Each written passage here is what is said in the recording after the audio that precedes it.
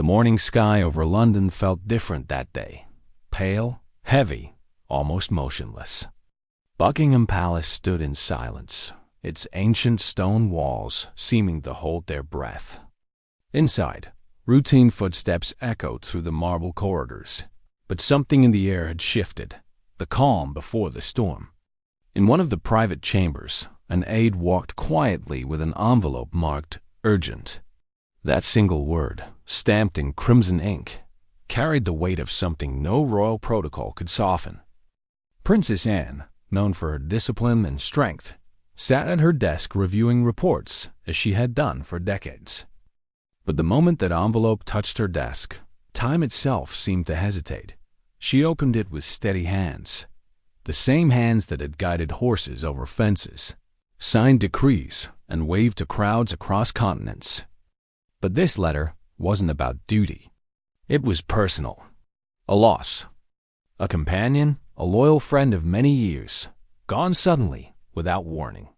For the first time in a long time, the unshakable Princess Anne felt her breath catch. Her composure cracked, just slightly. The color drained from her face as the words on the page blurred in front of her eyes. Grief had entered the palace, quietly but completely, in a place built on ceremony and control. Grief is an unwelcome guest. Yet Princess Anne faced it the only way she knew how, not by retreating, but by enduring.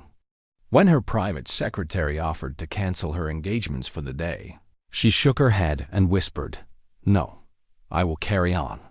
Those 4 words became her shield. Because in her world, duty is not just a choice, it's survival. Around her, the palace adapted.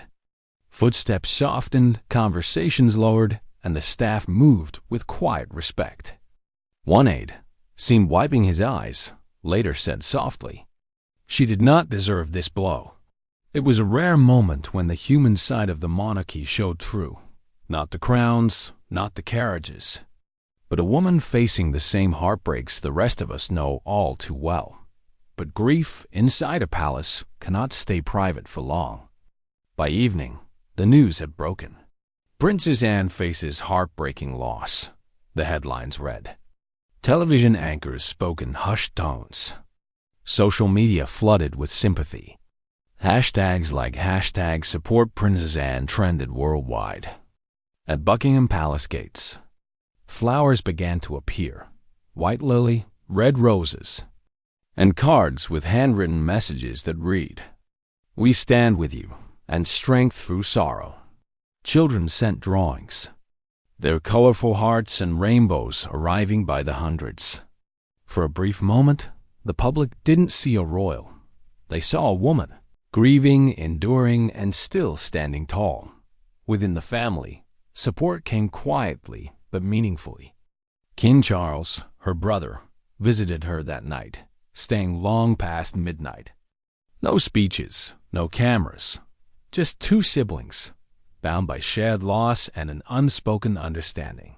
Prince Edward and Sophie offered comfort, bringing warmth to rooms that suddenly felt colder. And when Zara and Peter arrived with their children, the palace halls filled again, this time with laughter, running footsteps, and the sound of life continuing. One insider said, the grandchildren made her smile again, not fully, but enough. For Princess Anne, resilience isn't an act, it's her nature. This is the same woman who once faced a kidnapping attempt and told her attacker, "Not bloody likely." She has endured scandals, divorces, and decades of scrutiny with quiet determination. But this was different. Because you can prepare for duty. You can't prepare for heartbreak. In the days that followed, she sought solace at Gatcombe Park. Early mornings on horseback, the rhythm of hooves grounding her thoughts.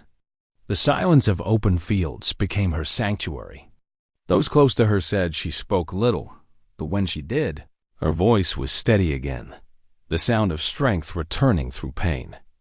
But while the nation's sympathy turned to admiration, another shockwave was building quietly behind palace doors, one that would soon rock the monarchy to its core.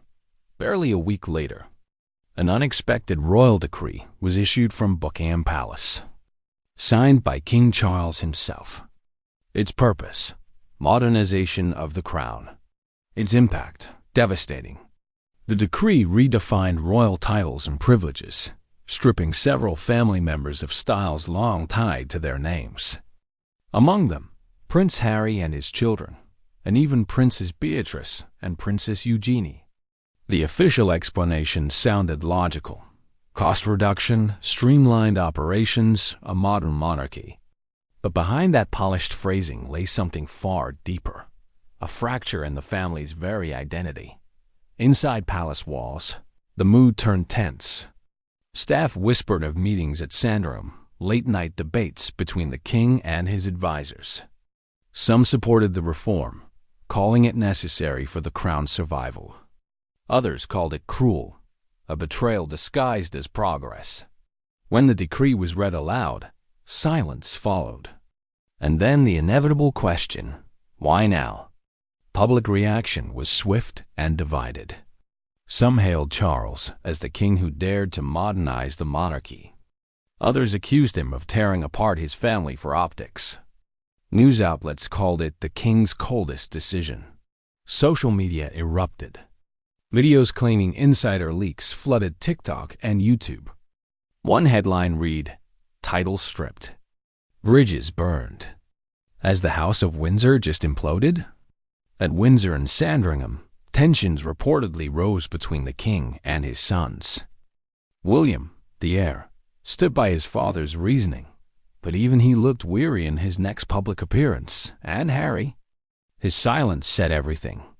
No statement, no comment, only distant photos from California, a man watching his royal ties fade across an ocean.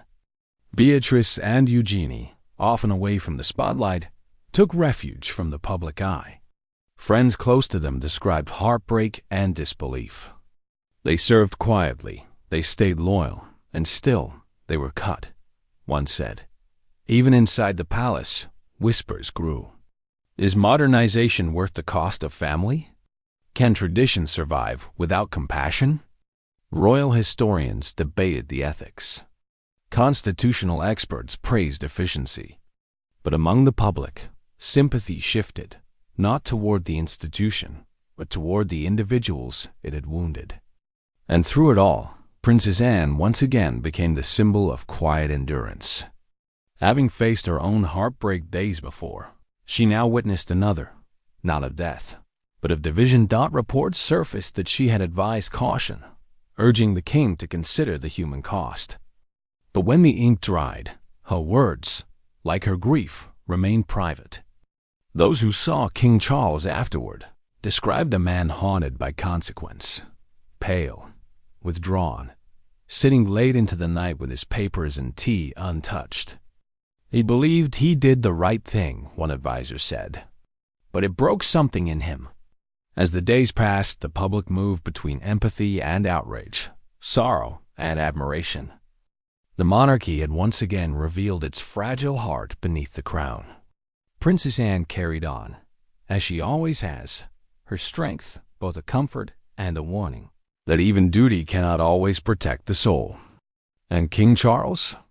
He remains at his desk, a man caught between legacy and love, writing decrees that history will judge long after the ink fades. In the end. Perhaps this is the truth no palace can escape, that power is temporary, but loss is eternal. If you've watched till now, tell us what you think. Was King Charles right to strip the titles? Should the monarchy modernize, or has it gone too far? Share your thoughts in the comments, and don't forget to like, subscribe, and stay tuned, because this story is far from over.